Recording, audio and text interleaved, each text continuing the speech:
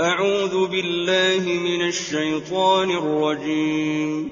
بسم الله الرحمن الرحيم. إذا زلزلت الأرض زلزالها وأخرجت الأرض أثقالها وقال الإنسان ما لها يومئذ تحدث أخبارها بأن ربك أوحى لها يومئذ يصدر الناس أشتاتا ليروا أعمالهم فمن يعمل مثقال ذرة خيرا يره ومن يعمل مثقال ذرة شرا يره.